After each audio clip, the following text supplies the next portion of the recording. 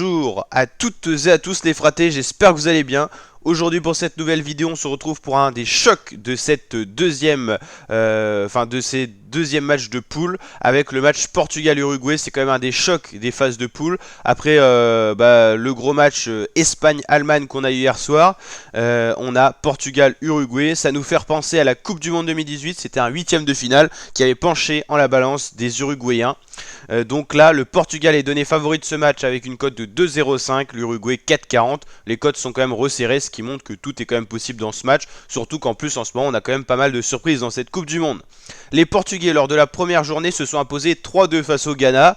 On a eu CR7 qui a ouvert le bal avec un penalty transformé. Et ensuite, on a eu deux autres buts. Et le Ghana, quand même, était pas si loin que ça d'accrocher le match nul. Avec ce score de 3-2 et 5 buts marqués dans un match. C'était quand même plutôt un beau match si on voulait voir des buts. Avant la Coupe du Monde, les Portugais s'étaient rassurés 4-0 face au Nigeria. Ils avaient quand même perdu 1-0 face à l'Espagne et 4-0 face à la République tchèque. Les Portugais plutôt quand même en confiance, faut le dire.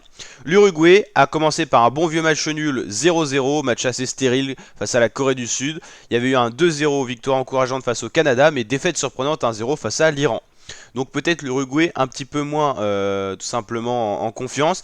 Alors dans l'équipe d'Uruguay, il y a une spécificité, c'est qu'on a à la fois des très vieux joueurs, Diego Godin, Luis Suarez, Cavani, et à la fois des tout nouveaux joueurs comme Jiménez et tout ça. Donc ça va être quand même assez un conflit de génération. Et en fait on a la génération vieillissante et talentueuse de l'Uruguay qui est encore présente, et la nouvelle génération qui a peut-être quand même encore du mal à trouver des repères. Ils sont peut-être pas encore, c'est pas une génération hyper fructueuse, il n'y en a pas non plus énormément de joueurs uruguayens sur l'étoile montante. C'est un petit pays qui a quand même un stock de joueurs, mais c'est vrai qu'en ce moment il y a un peu une transition qui est en train de se faire, donc on ne sait pas trop ce que vaut l'équipe d'Uruguay, tout simplement. Il y a l'expérience et à la fois la jeunesse assez fougueuse, mais c'est assez compliqué quand même du côté uruguayen. Déjà ça serait bien de passer ces phases de poule. Ils ont pris un point, donc là une victoire les mettrait plutôt bien. Une défaite par contre relancerait totalement la compétition dans ce groupe. Tout dépend de ce qui va se passer dans Corée du Sud-Ghana.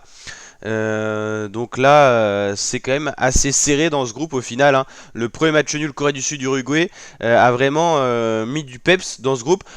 Par contre, les Portugais, en cas de victoire sur ce match, seront qualifiés quoi qu'il arrive pour les huitièmes de finale. Resterait plus qu'à savoir en première ou en deuxième position de ce groupe, de cette poule. Mais voilà, en cas de victoire des Portugais ce soir, c'est le ticket pour les huitièmes de finale.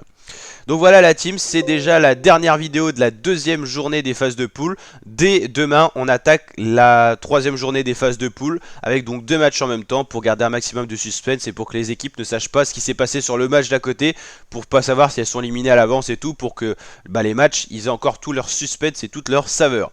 Donc voilà la team, n'hésitez pas à liker la vidéo si elle vous a plu, vous abonner, activer la cloche. Un grand merci pour les 25 000 abonnés qu'on vient de passer sur la chaîne YouTube, ça c'est grâce à vous toutes et vous tous les fratés, et je vous dis à très bientôt pour de nouvelles vidéos. Ciao ciao.